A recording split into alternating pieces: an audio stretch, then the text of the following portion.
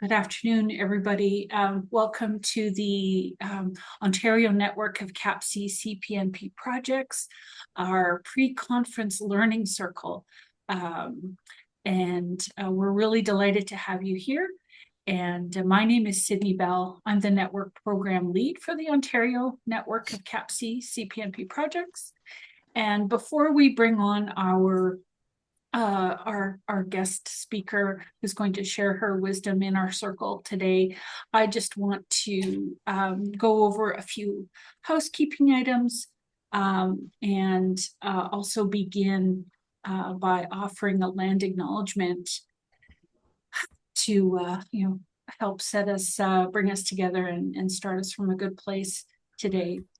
And so what I'd like to say is that we come together as a network of CAPC and CPNP projects from all across Ontario, and united in our commitment to support families and communities.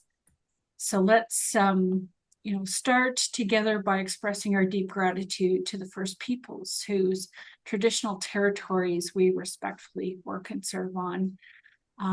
Their enduring care and wisdom have sustained this land and enriched our shared community. And I also want to acknowledge the sponsor agency for the network, Camino Wellbeing and Mental Health, is located in Southwest Ontario on Treaty 4 territory. And this is an area known as the Haldimand Tract and the traditional territories of the Haudenosaunee, Anishinaabe, and Chonitan people. So we honor their historical and ongoing contributions, acknowledge the legacy of displacement, and commit to learning as we go forward together in community. I invite you to introduce yourself in the chat and love to hear your own land acknowledgement, acknowledging the territories where you are coming from. That would be just delightful. Okay, and I would also like to take a few minutes just to remind everyone we are recording this session.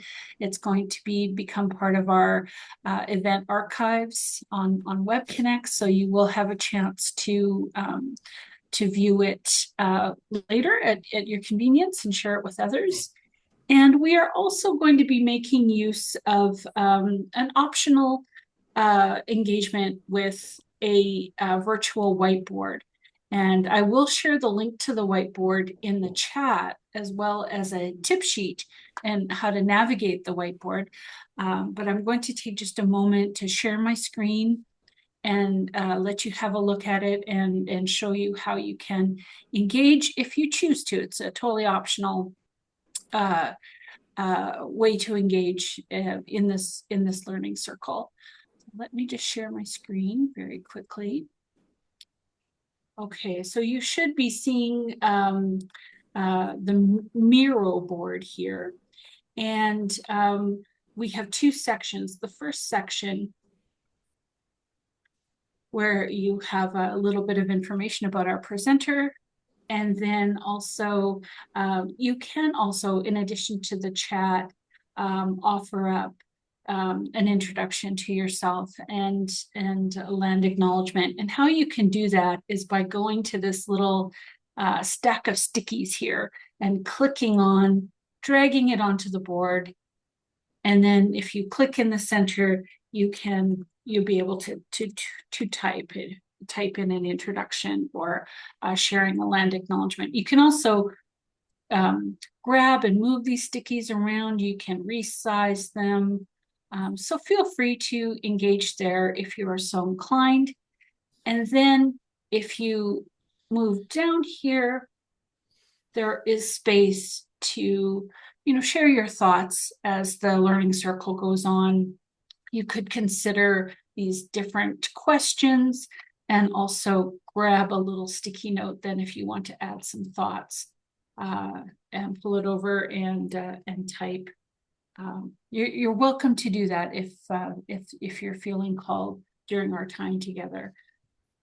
So I will be putting a link to this board that you can engage with and a tip sheet on navigating Miro boards, and just offer that up as an additional way for us to think and share together. Okay, I'll stop sharing my screen. And I think with that, I will hand it over to Blanca Serrano to introduce herself and then introduce our speaker today. So Blanca, over to you. Thanks, Sydney, and thanks everybody for joining us today. Welcome. My name is Blanca Serrano, and I work with the Public Health Agency of Canada. I work with CAPC-CPMP projects across Ontario, and it's great to be here today. And I get to do a brief introduction of our guest speaker today. And we'll do that really quickly so we can get going with her presentation. Tagwanibisan Armitage-Smith is a registered member of Kitigan-Zibi Anishinaabe and is an Indigenous full-screen doula, certified fertility coach, and reproductive educator with Aunties on the Road, Indigenous full-spectrum doula collective.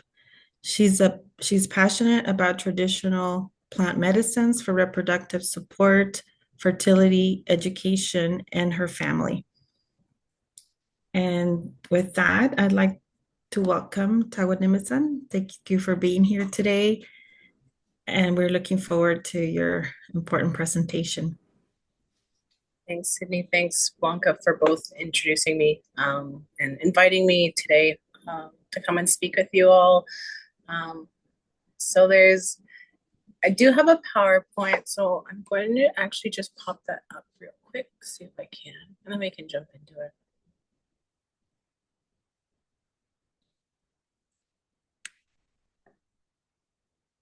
Just let me know if you need any support. For sure. Actually, I'm here. If any questions end up popping up, or if there's something on the whiteboard, yes, because I've got my presentation going, I won't be able to see anything. But I would love to have an open dialogue during this. Like, if any question pops up, please stop me.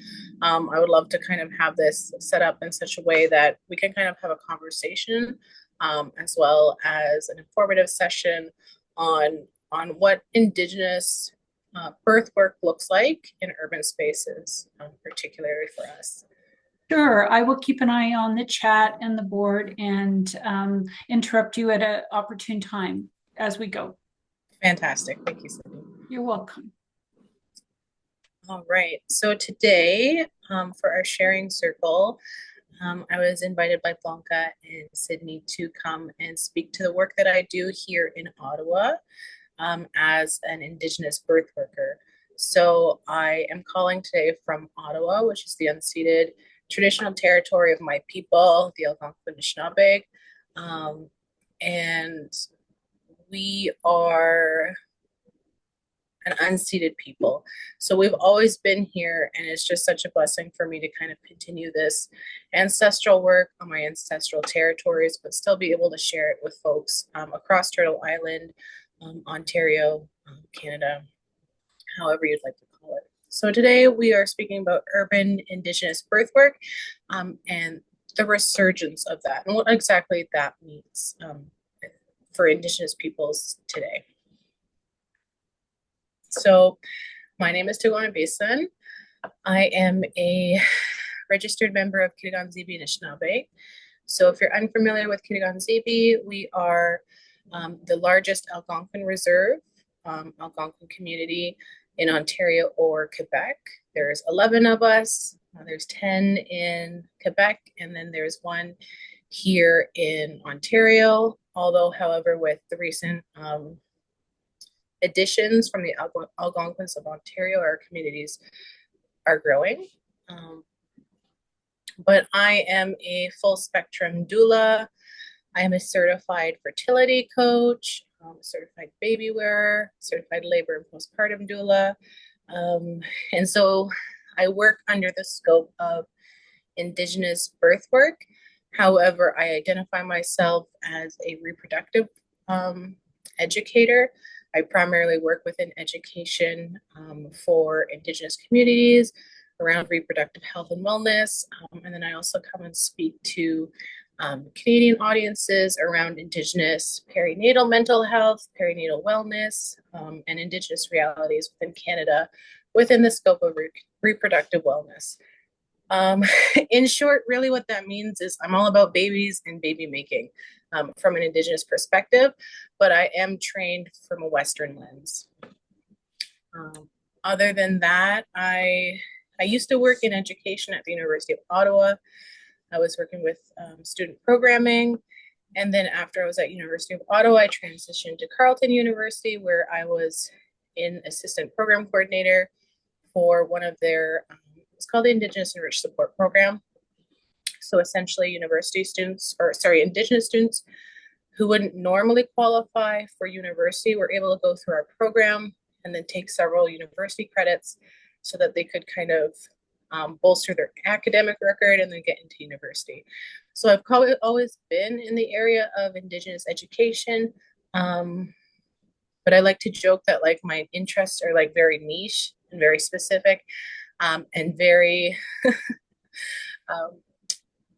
for folks my age, they weren't really, it wasn't a really common thought. And so I was able to kind of take this niche interest, merge it with my passion for Indigenous education, specifically for youth, and kind of create the scope of work that I've kind of been spearheading now. So that's a little bit about me.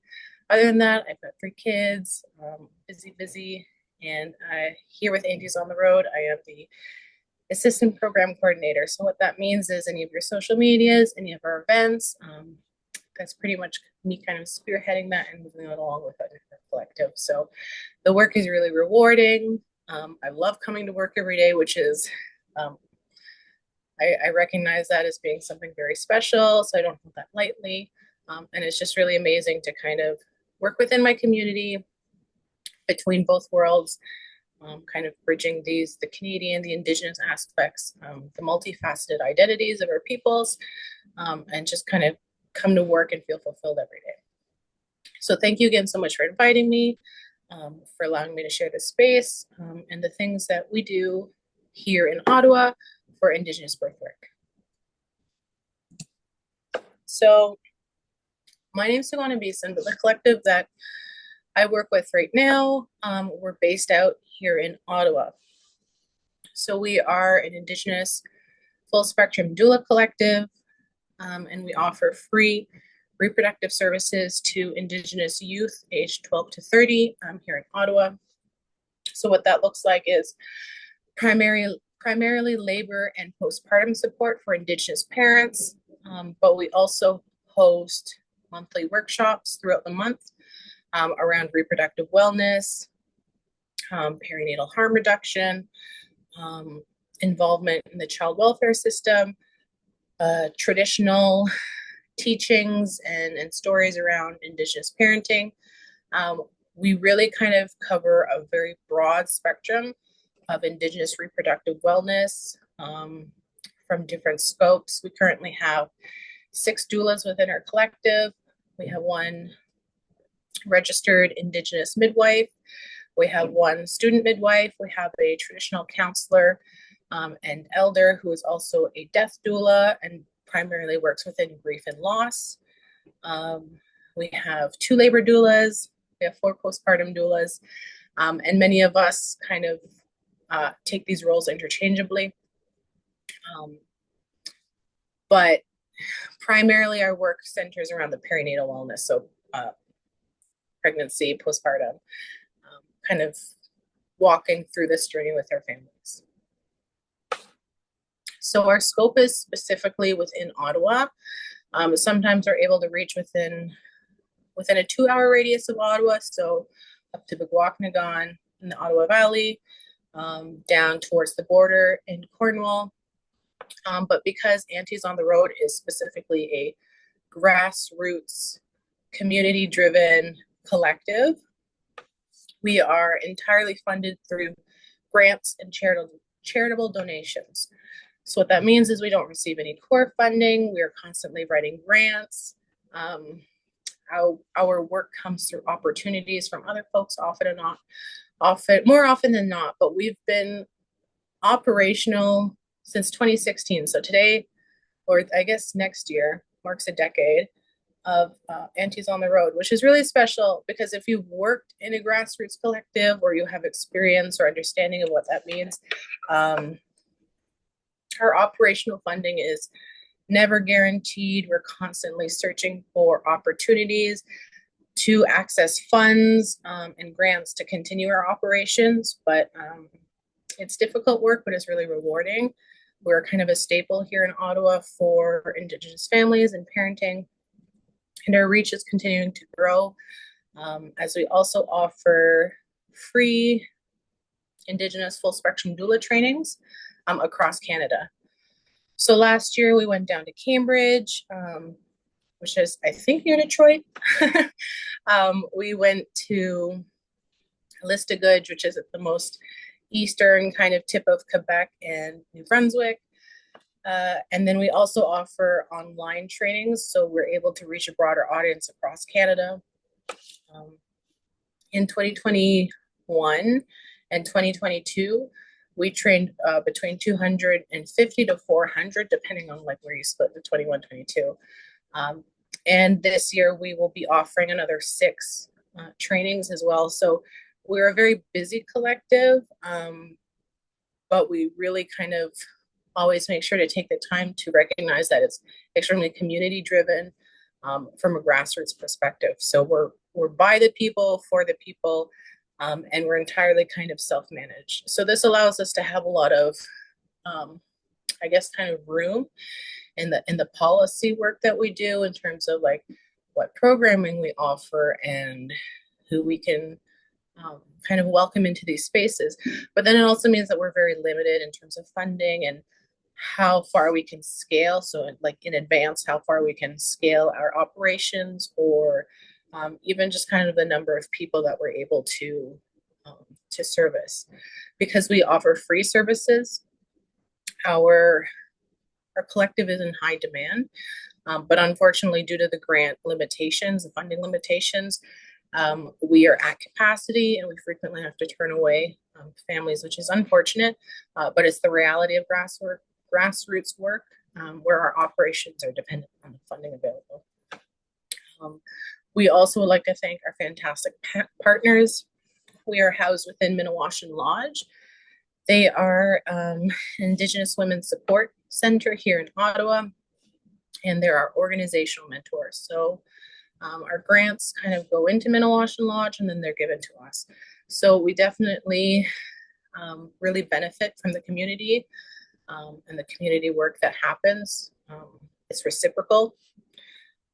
Currently, we're primarily funded by Laidlaw and the Ontario Trillium Foundation. However, both of these grants are up at the end of fiscal.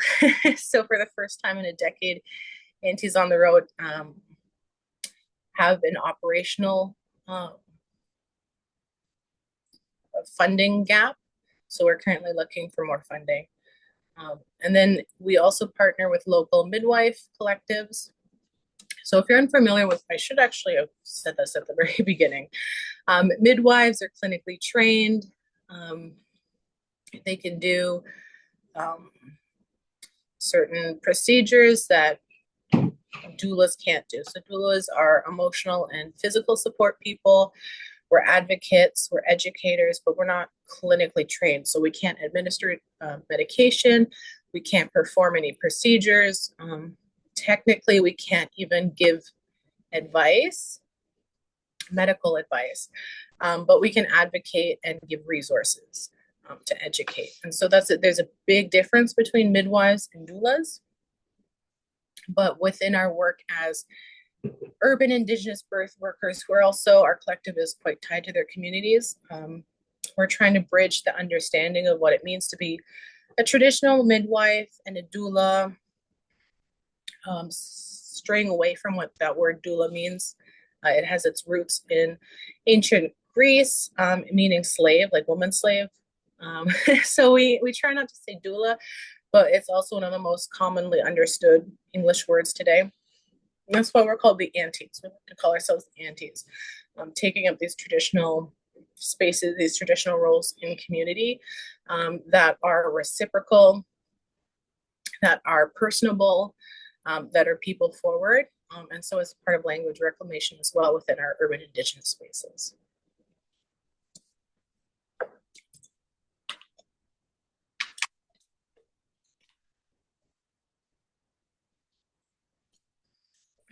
So because Indigenous doulas are part of an unregulated industry, which means there's no formally recognized, publicly funded training institutions, doula work is considered unregulated and is often not considered as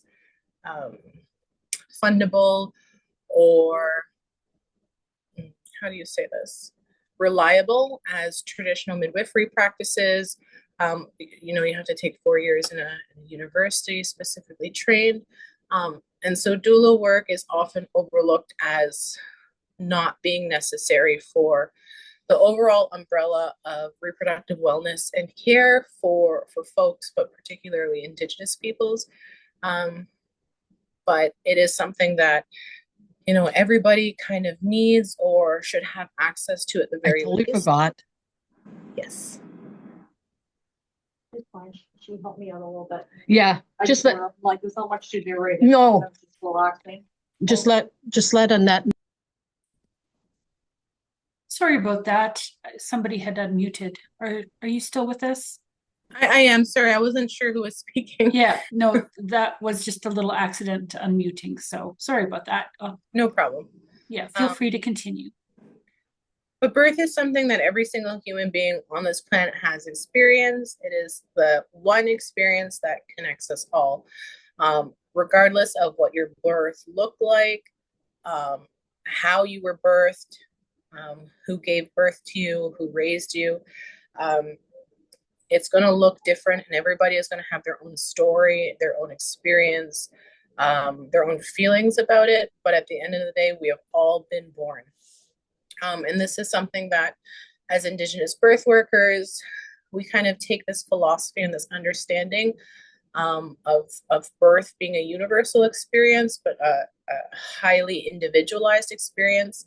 And so when we work with our clients and when we bring this kind of knowledge back to our community, this is the space that we're operating from, which is that we can understand that each birth is going to be different, that each person is going to have highly individualized, unique needs, and that our role as a support person and an advocate isn't to take up their space, but to ask, how can we support you in this space?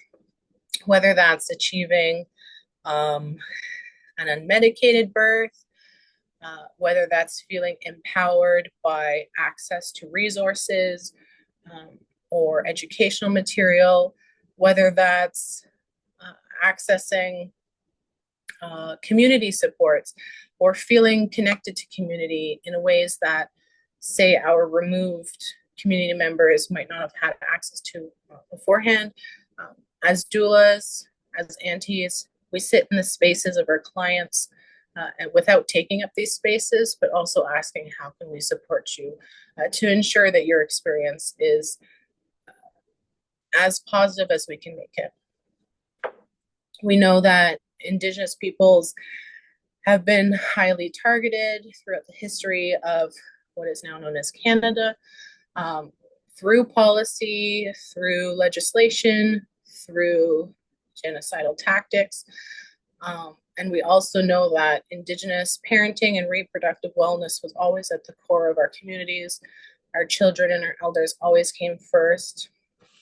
And so in Indigenous urban spaces, it's about asking ourselves, how can we support the family during such a sacred space as an act of reclamation in order to kind of heal some of these wounds and move forward in a positive way? That there's never going to be forgetting about the past, but how can we empower folks to believe in themselves when we have historically and contemporary and continuously experience higher adverse rates of birth outcomes, perinatal experience, just the experience in healthcare in Canada in general. So in connecting this to the Truth and Reconciliation Commission, we are looking specifically at the action number 20 for off-reserve Indigenous peoples.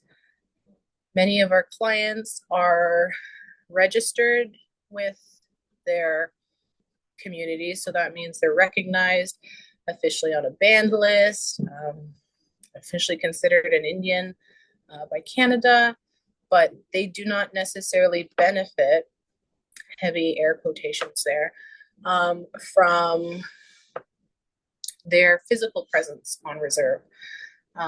Lack of supports, lack of resources, the complete omission of said resources and supports. These are all things that are highly tangible within our communities. But then again, we also have a lot of community members who identify as Indigenous, but don't necessarily have the community connections. They don't have any proof of belonging. There's no way to actualize their identity within other spaces. So it's really important in the work that we do that we kind of make these spaces accessible for all folks, regardless of the background, without being pan-Indigenous, because our community members are from varied backgrounds. In one small space, we kind of get lumped together as Indigenous. Oh, you're Indigenous, so you can just go into your Indigenous space. So we have this kind of, we're constantly walking a fine line between indigenizing spaces, but then also making them accessible for specific communities, specific nations. So our collective, which you see here, we're just missing our labor doula. She was at a birth during this this event, so she missed out on the optics of it, but she's a vital member. Her name's Mel, a vital member of our collective. But our collective member are all from very diverse backgrounds. We have Mohawk of Akwesasne. I'm Algonquin, but I'm also Mohawk of Guanawage.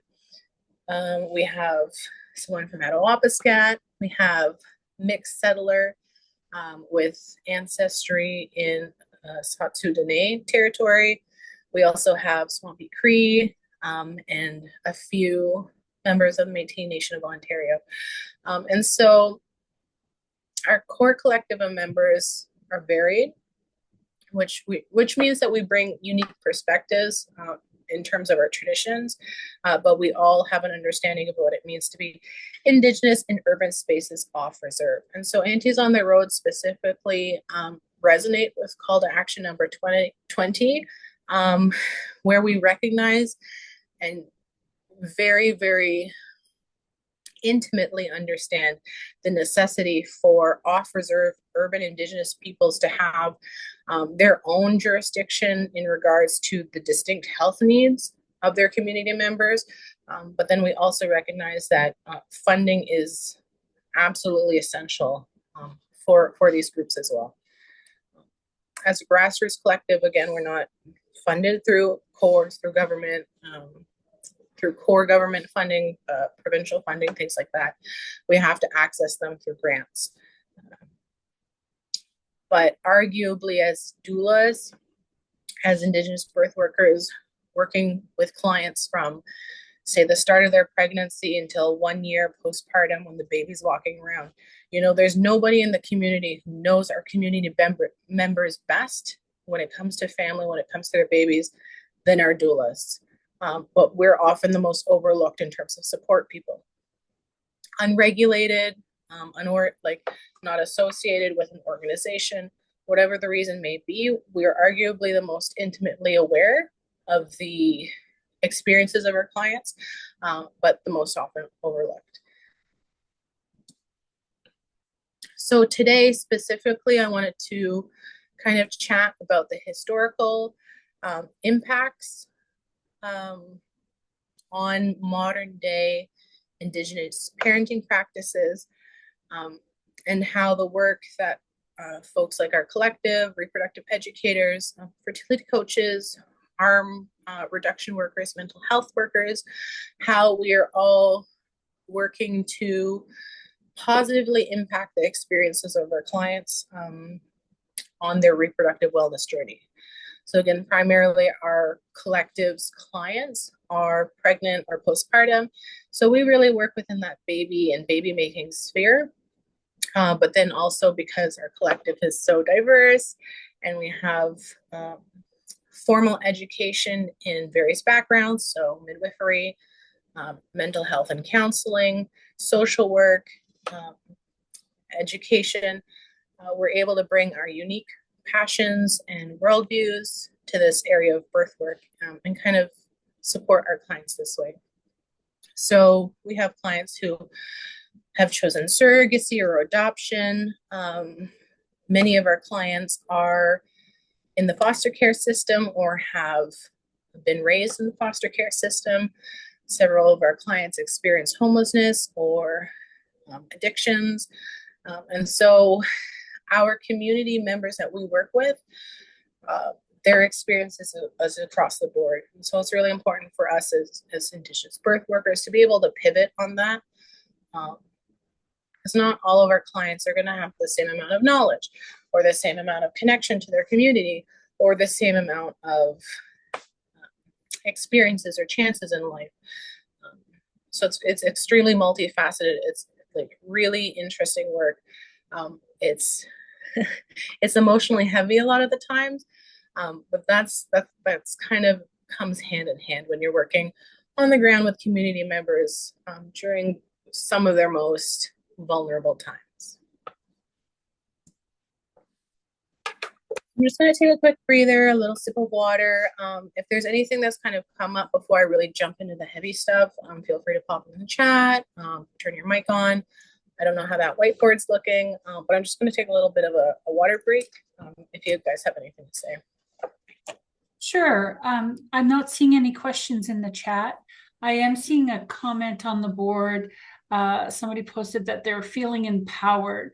Many of their young women will tap into their power for the first time in their life during their birth experience. A powerful feeling that you can do anything, which I thought was quite lovely. Absolutely.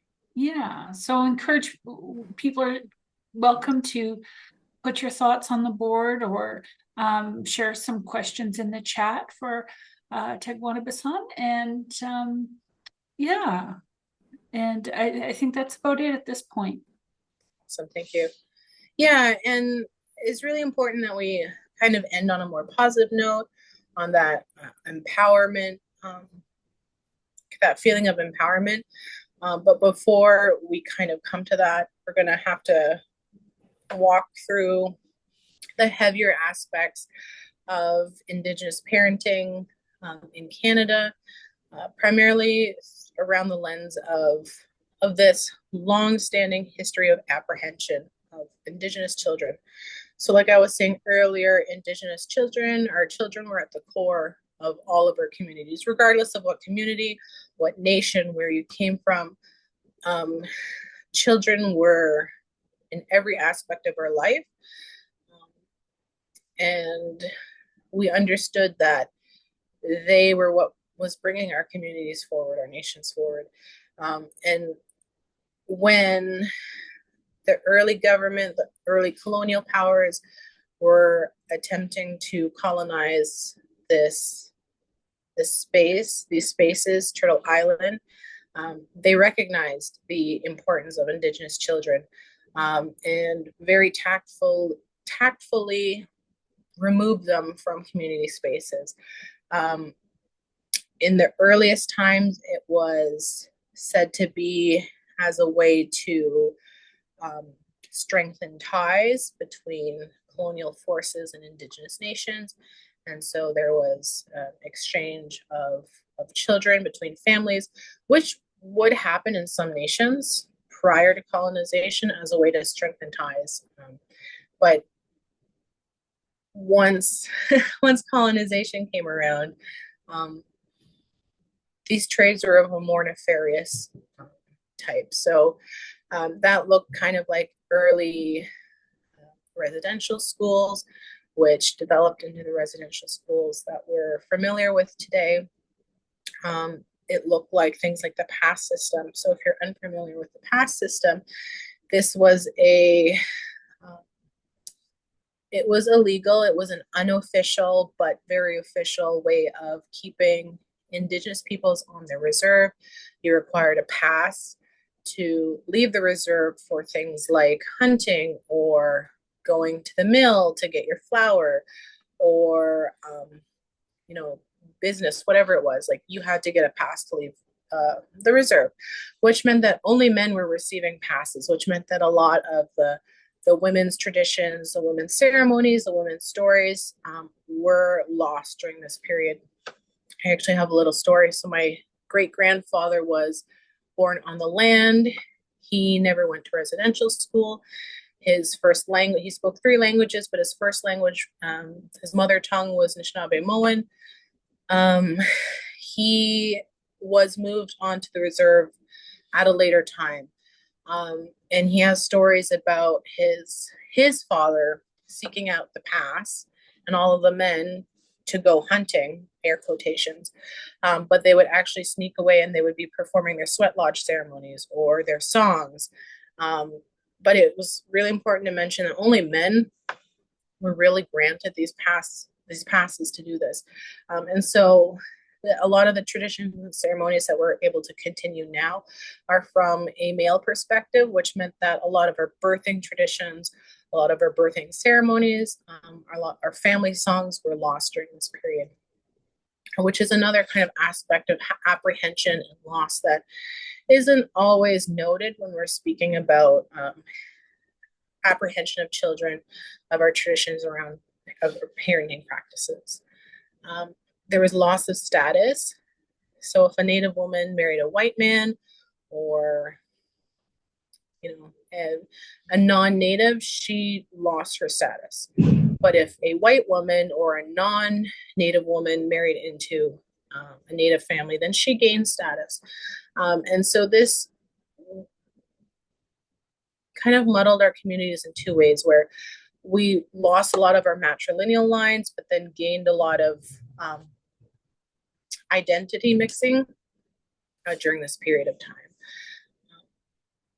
So all of these kind of removal tactics have led to an epidemic of mental health in our communities, specifically around identity, around belonging, around self,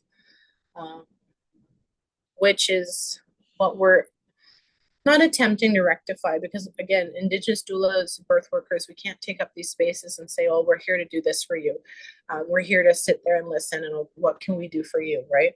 A lot of the times our clients don't know what they would like or what they need. A lot of the times just being a liaison or kind of a connection to a community is enough to inspire their growth into this loss of identity that really came with the legacy of removal. A lot of our communities members experience addictions and or homelessness. But if we look to Gabor Mate, Dr. Gabor Mate, he very pointedly says that addiction is only a symptom. It's not the fundamental problem, and the fundamental problem is trauma. And every Indigenous person that you've ever met and will ever meet has experienced trauma specific to colonization. And this will manifest in different ways. So as Indigenous birth workers, as community support people, we recognize, we empathize, we sympathize, we connect, we understand at a level that oftentimes Canadian or non-Indigenous professionals just can't understand, right? And so this is something that we bring to the table. This is something that we're able to help our clients with, specifically around understanding this kind of traumatic experience. Even if we've had like an amazing life and, you know, things that went relatively well and we come from a good family, like it's that part of that intergenerational trauma that we're all kind of growing out of or growing into or just recognizing for the first time. Yeah, that's also part of our work. Then in more recent times, we have the 60s and the millennial scoop. So this is another form of child apprehension last year we did a webinar on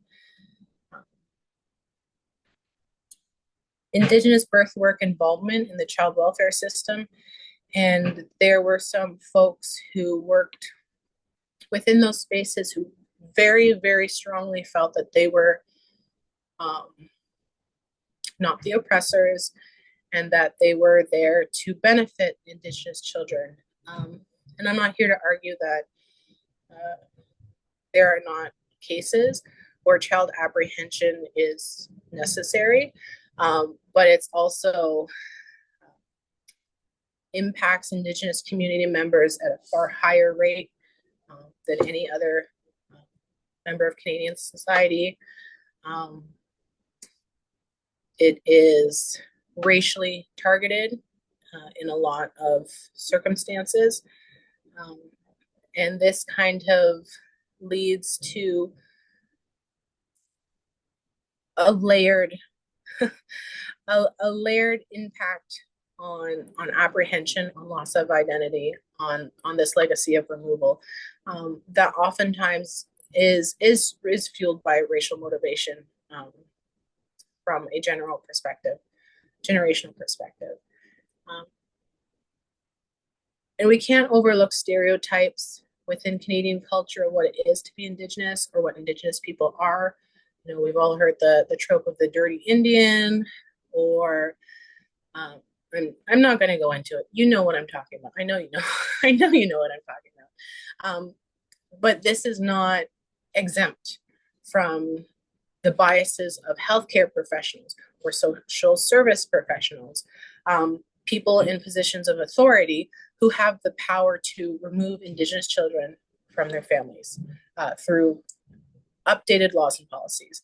And so when we talk about history of apprehension, we also have to mention that internal biases and stereotypes play a huge role in adverse health outcomes for Indigenous peoples in urban spaces, on reserve, but particularly within urban spaces.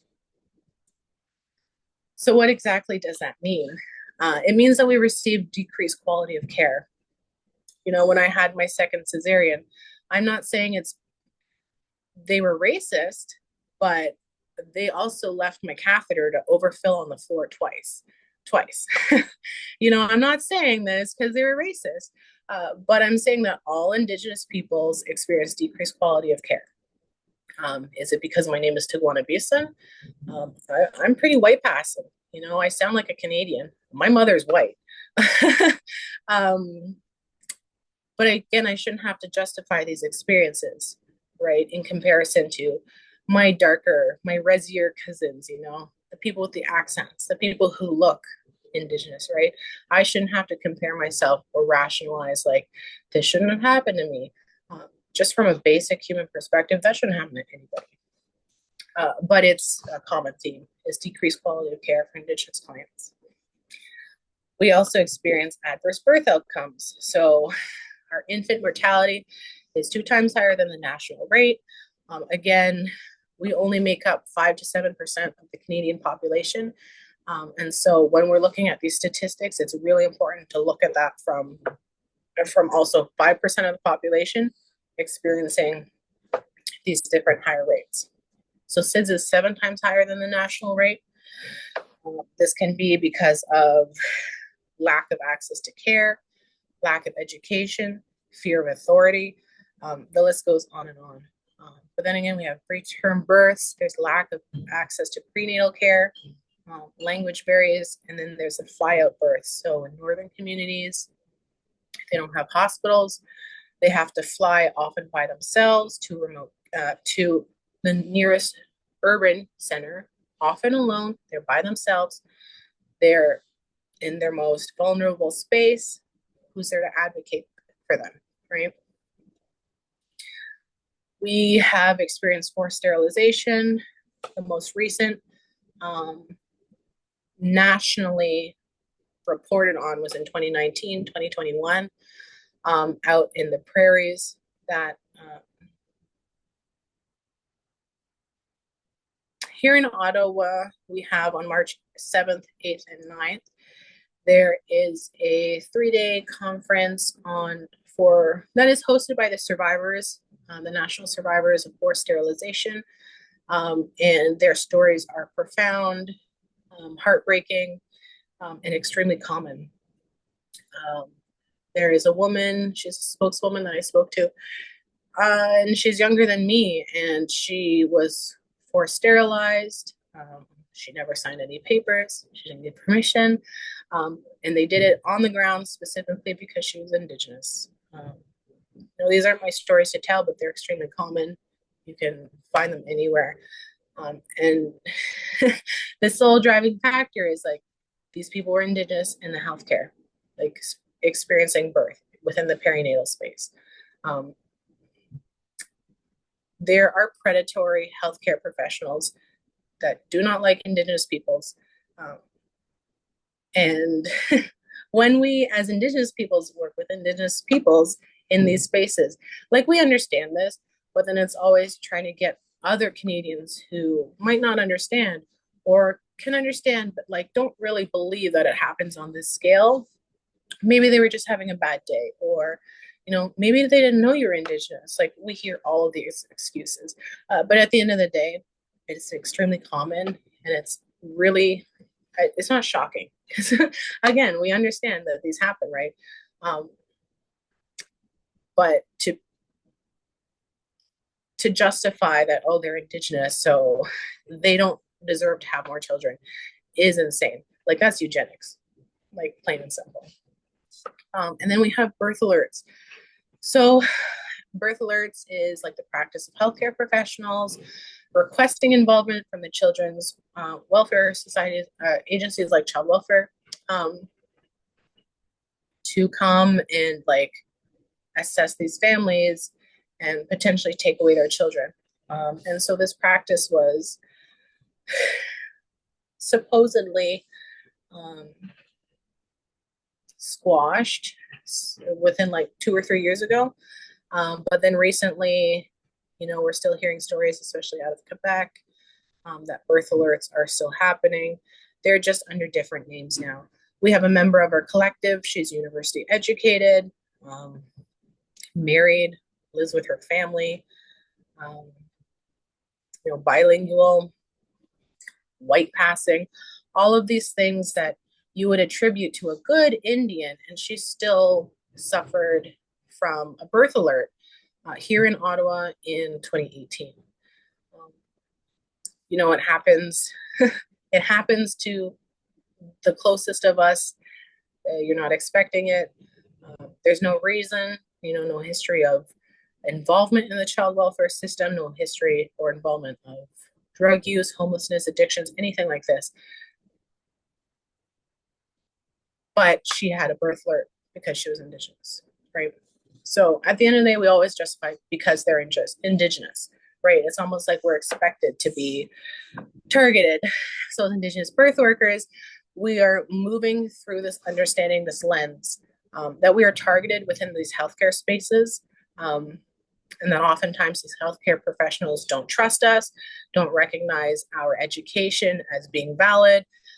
They see us as being argumentative or a difficult patient, which again decreases their quality of care. It's this vicious cycle. And so as Indigenous birth workers working with Indigenous families and clients, our work is really heavily advocacy based, which requires a very kind of strong disposition. It takes a big emotional toll, but to see the positive stories coming from these experiences for our Indigenous families makes it all worth it. A client will say they had like this experience with their first birth, and that's what led them to seek help from one of our doula members, and that her experience was positive, even though her birth didn't go as she wanted. To say that these experiences were positive specifically because of the supports that they received from our collective members is extremely validating. It's healing, and it makes all of this stress worth it. So the overrepresentation of Indigenous children in child welfare systems is exponentially higher than that of non-Indigenous children within the system. This is due in large over the history of apprehension, stereotypes, generational apprehensions. This kind of builds cases against Indigenous families that don't necessarily deserve it. Again, heavily quotations there, right? But as Indigenous birth workers, as doulas, a lot of us are trained in social work. We are kind of called upon by local agencies and local programs to help act as a support person for our families experiencing realities within the child welfare system. We've had amazing success stories where through the constant, longstanding support that a mother who had lost her child to the welfare system, she was able to regain custody of her child through the supports that she received from collective members from Aunties on the Road. A lot of the times, parents will have their child removed. It will have serious adverse mental health effects on the parent. They'll fall into deep depression. And then the CAS worker will come in and say, well, this house is a mess. Like, you're a mess. Like, this isn't a safe place for your child to come back into. And again, it's just this vicious cycle. And so having a support person there for families experiencing this reality can make or break the experience. That client specifically was able to grow a routine through the support of her doula.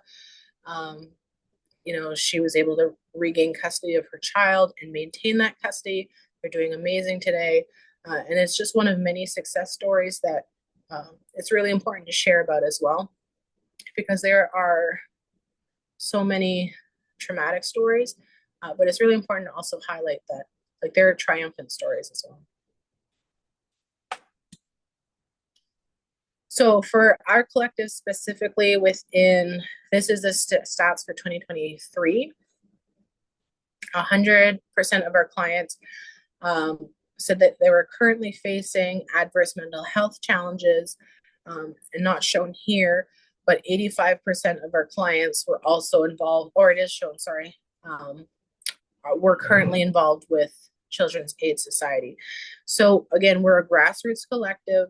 We are not funded. We're not core funded through government, federal, provincial, and yet the primary demographic of our clients is high-risk, homeless, experiencing child protective services. And the reality is that a lot of our clients need a lot of support. And so when we say Indigenous birth workers, we kind of fall under this big scope, this umbrella of support and care. I'm trained in education. I don't have a social worker background, so I don't necessarily have that bundle to support families experiencing crisis in such a way. So when it comes to kind of like logistics of our collective, we need more people who have this kind of training to work with this demographic of people. It's not to say that all of our clients are experiencing crisis, but a majority of our clients are. And I think that's really telling for the kind of atmosphere, lack of a better word, here in Ottawa around families needing support. We have a lot of families who just are, they want someone to attend their birth. They need help cooking and cleaning. Just kind of like those very standard run-of-the-mill doula supports that you expect out of non-Indigenous doulas. So I certified with Doula Training Canada. They have like a whole school. They have all these like policies. And Indigenous doulas should be considered completely separate from Canadian doulas, specifically because of the scope of clients that we are given. And when I say given, it's because child welfare will say, you need more supports in order to get your kid back. So here's Aunties on the Road.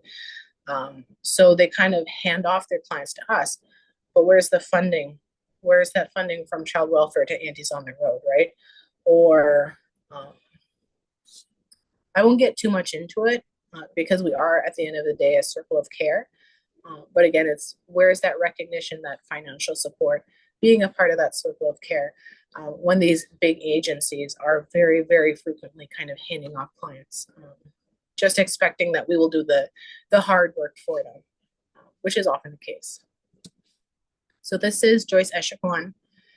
She was a mother of 7, and she died in 2020 during the pandemic.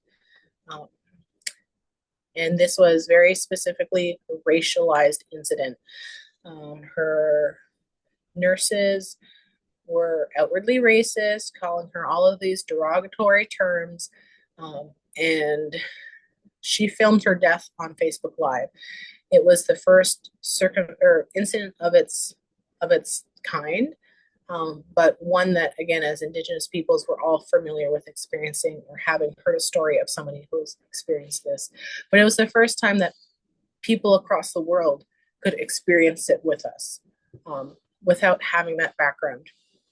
So she was pretty much killed because she was allergic to morphine. Her nurses knew that. They still administered it.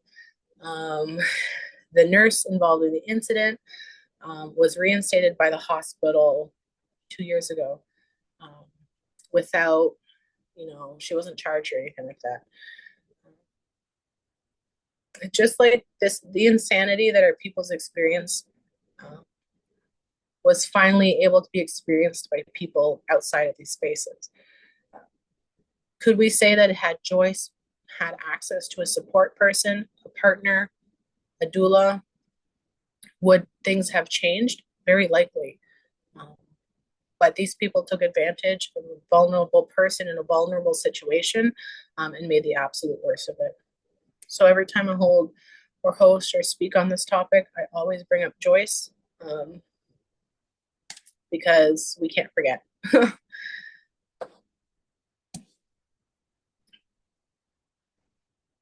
So now that I went and kind of chatted about the heavier things, it's time that we move into more of the positive aspects of Indigenous doula work because we do make a difference. We make a big difference. We make a positive difference. And we do it all grassroots. You'll hear me speak time and time again, like, where's our funding? We shouldn't have to write grants every year to receive funding. We need to be recognized as being a core support for Indigenous peoples as a staple at a community baseline, the same way that we have traditional counselors or we have child and youth support workers. We should have doulas that are core funded because we make a big difference in the perinatal journey, the reproductive wellness journey of Indigenous families. So we're part of a circle of care, which means that we take a holistic approach to caring for high-risk, at-risk Indigenous women in Ottawa and Gatineau. Many of our clients are not at risk, are not experiencing crisis, but the majority of them are. And so when we work within a circle of care, we're able to get them the services that they need, ideally within a timely manner. We provide non-clinical support, which means that we're not able to prescribe. We're not, wearing white cloaks. There's no stethoscope. We can't perform any procedures, which means that our support is primarily based on relationship building and independent, individualized supports. We do this through advocacy, whether it's with CAS or with a doctor that doesn't understand their traditional practices. We care for our clients in ways that are individualized, in ways that are protective for these clients, that are research-backed, that are educational. And we do this for our clients as a way to protect them. And the absolute essential success, the essential main driver of our success as Indigenous birth workers is that our clients are able to trust us through the history of apprehension, through colonization, through residential schools, Indigenous peoples have a deep, deep mistrust and fear in authority. And so in being able to connect with our clients in ways that resonate with them, to ensure that we're there for them, to support them. We're not there to be tattletales. We're here for them and their children. They're able to build a relationship with us that is not fear-based or compliance-based, but because they want to. And we know that when a client wants to, and it feels empowered, they can and they will. Aunties are the backbone of our community. So in a broad lens of colonization, many of our traditional practices were lost or buried. But because of the hard and unrelenting work of Indigenous aunties and cookums, grandmothers, sisters, parents, we have been able to revive much of what has been lost, or if not revive, reclaim, and restore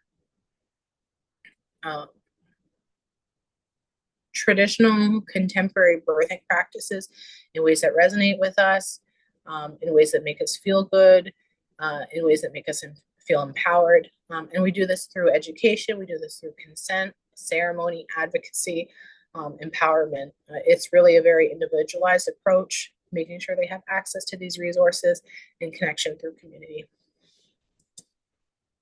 We're the carriers of traditions. So ensuring that our clients have access to culturally relevant reproductive education, training ceremonies. This has a profound impact on urban Indigenous populations who are struggling with loss of culture, and still dealing with the shame and pain of the impacts of colonization. So this photo here was one of our 2-day postpartum Indigenous doula trainings. So when we do full spectrum doula trainings, they're 7 days. We did a 2-day postpartum specific doula training here in Ottawa at Matahokie Farms. And we had Indigenous birth workers and support peoples coming from across Canada. We had someone come from Yukon. We had someone come from the Northwest Territories. We had someone come from Alberta. And we had several people come from the GTA, which was incredible. So we had a very diverse community, very diverse participation. But they did it because they're very passionate about carrying on these legacies and these traditions of Indigenous birth work back to their communities. So it's really empowering as Aunties on the Road to be able to host these sort of experiences for these people. And it's because, in part, I think because of Ottawa being the national capital, just strategically placed, we have opportunities in terms of our collective that other collectives don't necessarily have access to. So it's really incredible and important for us as Aunties on the Road to be able to maintain these cross-Canada connections and kind of spread these traditions and strengthen these ties in those ways. So we are very diverse. We're not a monolith. And because we're Indigenous in urban spaces, we've all been kind of clumped together as this quasi-pan-Indigenous amalgamation of the original peoples.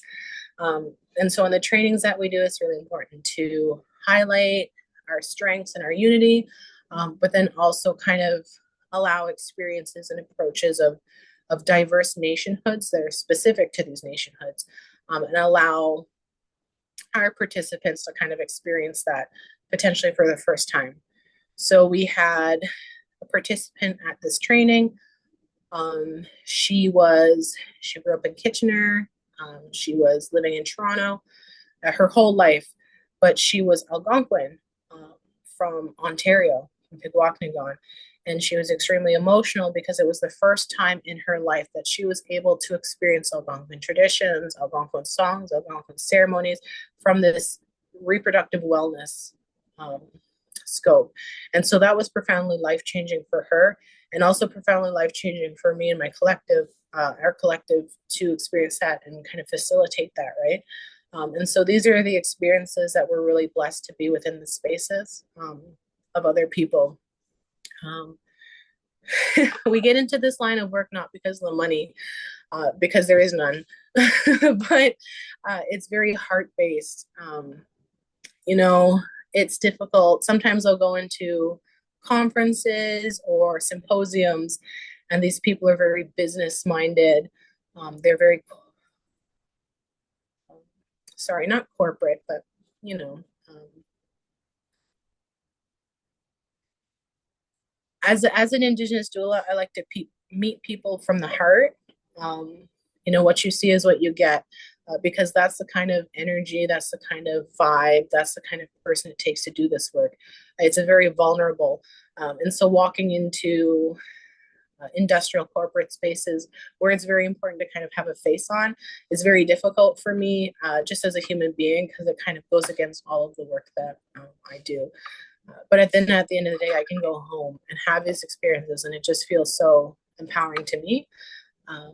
And because I know that my clients, my experiences with other people are from a genuine perspective.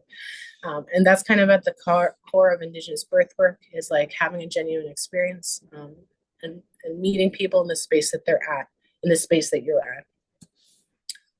A large part of the work that we do is through reproductive justice, because of the injustices that have been done to Indigenous peoples from a reproductive wellness lens. It's really important that we kind of bring this, not just this theory, but this awareness into our practice. This picture here is Jess. She's one of our student midwives and traditional community members. And she's very, very passionate about bringing reproductive justice into all spaces. She goes and works into the prison systems. That's kind of her jam. Because, again, our high risk, at risk, or our forgotten community members also deserve to have access to reproductive wellness and supports. There is the triumph of breastfeeding. So I'm the first person in 100 years to have breastfed, and that's insane. Because prior to colonization, like, this was the norm. Like, all babies were breastfed. And because of colonization, because of lack of access to healthcare or resources, our community members are really pushed to choose formula over breast milk. You know, we say fed is best, but at the end of the day, formula is kind of factory made, whereas breast milk is tailored to the individual. And so reclaiming the triumph of breastfeeding is really important for our community members to be able to kind of access or feel empowered to pursue. We are able to reconnect with community. So wonderful Elaine here was a survivor of the 60s scoop, and she was adopted into a non-Indigenous family and encouraged to forget her Indigenous identity, and she was able to come back in the 90s. So I'm a friendship center baby, and I remember when Elaine had come back into our community, and she's kind of dedicated her life to reclaiming these connections to culture, and connecting with community, and ensuring that other people have access to that as well. And so that's one of the wonderful ways that as Indigenous birth workers and Indigenous support people, we're able to care for our community intergenerationally. We're able to support empowered families, families that are able to birth the way they want, where they want, how they want, with who they want. They're able to keep their babies. They're able to raise their babies in their language, their traditions, their song, their family, on reserve, on their land, full autonomy. And that's just like amazing to see. However that looks, full autonomy. We create safe spaces. So some of our members don't identify within the heteronormative scope. Our doula here, Jackie, is very passionate about gender inclusivity, and working with clients who do not, who fall within the LGBTQ2 two-spirit plus lens. And so when we say safe spaces, we mean safe spaces for all, of all backgrounds, of all identities, of all genders, of all religions. Yeah, safe spaces always, everywhere. And then we have access to resources. So, you know, a 14-year-old girl, she's pregnant, but she knows she's pregnant, but she can't buy a pregnancy test. We have pregnancy tests, no questions asked. You want condoms, no questions asked. They're there. Do you need D drops for your breastfed baby? They're there. We have period pads. We have medicines, traditional medicines. We have access to resources that are scientifically backed. You know, if you need it, if you don't even know you need it, we have it there for you, and it's always free, always. And we do this for connected children. A lot of our urban Indigenous community members are raised urban, or they may have only just begun reclaiming their identities, their cultures. They might have just only discovered them. And so connecting children within these cultural spaces from a reproductive wellness scope in all of our spaces is essential to the work that we do. We kind of compartmentalize our age groups, you know, 6 to 7 goes to first grade, like 7 to 8 goes to second grade. But traditionally, all of our children were always together across the age scope, across the generations, working with the peoples in community on the land, doing the daily tasks. And so that might not necessarily translate well to contemporary times, but we can adopt these practices in ways that work for us. And so bringing our children into spaces that aren't typically considered children's spaces is really important to the work that we do as well. We want to highlight the importance and the role of fatherhood as a family unit. You know, we have the trope of the baby mamas, the baby daddies, the babies in every community, whatever it is, it's a result of colonization. And how can we empower fathers to feel empowered, to feel like they belong, to feel like they're confident in their role as a father, and work with the family to create healthy families, to sustain healthy families, to encourage and inspire generationally healthy families, however that looks to the family. And then we have resource navigation. So sometimes, especially in urban spaces, there's so much that we have access to that we don't even know we have access to it. And so as Indigenous birth workers and support people, we have a navigation system. And so, okay, you need housing. We can connect with our partners in our circle of care and try and get you housing that way. You need food bank. Okay, we can go here, right? And so even though we're not clinicians, we can't write prescriptions, we can still help you navigate these resources and make referrals that way. And so that means that resource sharing and allyship within our location is essential to the work that we do. These are some of our partners here in Ottawa that we work frequently with. The Ottawa Birth and Wellness Center has done incredible work within their allyship scope. Same with Planned Parenthood. They've really dedicated spaces for Indigenous clients, and Birth Trauma Connections Canada. So we work with them and are able to refer clients that way. And then of course we have our Indigenous specific core funded institutions, organizations here in Ottawa that we're able to kind of support clients that way. So it's really just a broad circle of supports. But at the end of the day, Indigenous doulas, Indigenous birth work are absolutely essential to the well-being of Indigenous families here in Ottawa and across Canada. And they deserve the recognition of the work that they do because it really is in depth and a broad scope. So yes, I think that's the end. How can we stand up and speak out? Through education and training, through compassionate care, through sitting and listening with an open heart, and then again, maintaining active partnerships with Indigenous and non-Indigenous organizations. So I'm just gonna stop my screen share here and hop back in. Hello. Let me just welcome everybody. Do you have some time for a little bit of discussion, Tagwanibisan, and maybe some questions? Yeah, I think I can hang around for about 5 minutes and I gotta skedaddle. Okay. I don't see any questions in the chat, so if anybody, we can probably have one or two questions or comments if anybody has them for our presenter.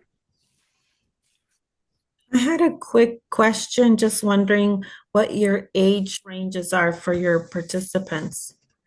So, and it really depends on the grant or the funding that we receive at that time, but Right. typically we say between 12 and 30. Okay. Specifically, just because the grants that we have access to are always for youth, and so Yeah. they set those parameters. But when we do trainings, we encourage people of all, like across the age spectrum, to join. So teenagers, youth, elders.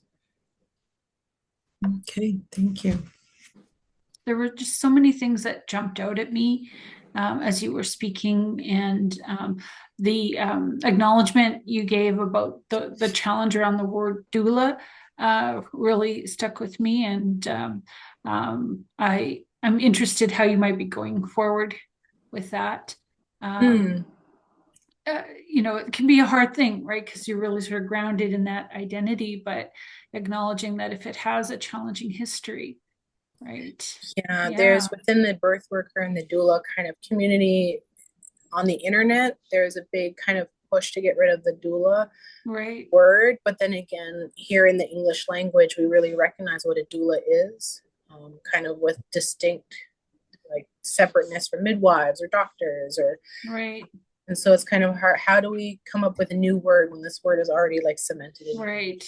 We have such, yeah, I appreciate that. That can be challenging. And the one last thing I wanted to say is I really heard you say that, you know, it's important to maybe raise awareness of the work that you do in the way that it's recognized alongside roles that nurses, social workers, educators are playing. And so I thought, what is one thing that I can do is maybe try to contribute to that knowledge and awareness, right? That this is a core service, I think was the language that you used.